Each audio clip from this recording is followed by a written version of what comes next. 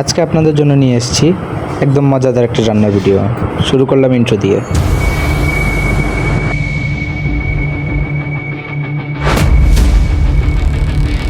রান্না করব হাঁসের মাংস। কিভাবে হাঁসের মাংস রান্না করা হয় সেটা আপনাদের আজকে আমরা A to Z দেখিয়ে দিব। তো গাইজ, আমরা হাঁসের মাংসটি নিয়ে নিলাম একটা পাতিলের মধ্যে। লবণ, আদা, রসুন সব কিছু বেটে নিতে হবে।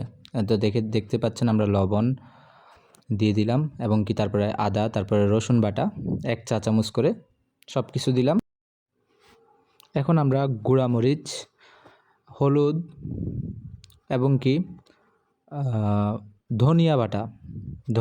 শুকনো ধনিয়া বাটা গুঁড়ো দিয়ে দিব।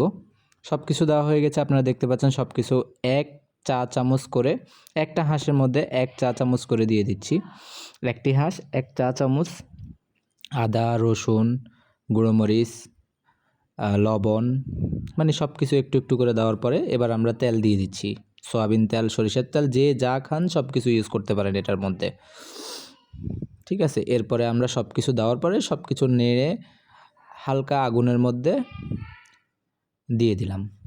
নাড়ানো হচ্ছে, আপনারা দেখতে পাচ্ছেন ভিডিওর মধ্যে সব কিছু নাড়াচাড়া করে দেওয়া হচ্ছে। আপনারা ভিডিও প্রথম থেকে শেষ পর্যন্ত দেখবেন, না হলে কিন্তু আপনারা বুঝতে পারবেন না কীভাবে রান্না করা হয়। তো ভিডিও দেখে যদি ভালো লাগে আপনারা কিন্তু নিশ্চয়ই আমার ভিডিওটাকে শেয়ার করবেন, কপি লিঙ্ক করবেন এবং কি সাপোর্ট করবেন। দেন কিছুক্ষণ আগুনের মধ্যে রাখার পরে দেখতে পাচ্ছেন যে হালকা হালকা ফুটনো ভাব এসে গেছে এবং কি তারপরে আমরা উপরে একটি ঢাকনা দিয়ে ঢেকে রাখবো। কিছুক্ষণ ঢেকে রাখার পরে আমরা যখন ঢাকনা করলাম দেখতে পাচ্ছেন যে হালকা বুদবুদ করে উঠছে। তো প্রথম ভিডিও বানাচ্ছি, তো আপনারা ওইভাবে নেবেন না, দেখতে থাকেন ভিডিওটা। দেন হালকা একটু পেঁয়াজ কুচি দেখতে পাচ্ছেন, আমরা এখন পেঁয়াজ কুচি দিয়ে দিব। 1 কাপ পরিমাণ পেঁয়াজ কুচি করে নিয়ে উপরে পেঁয়াজ কুচি দিয়ে দিবেন। পেঁয়াজ কুচি দেওয়ার পরে এখানে পানি দেওয়া হচ্ছিলো, যার ভিডিও ক্লিপটি নেওয়া হয়নি।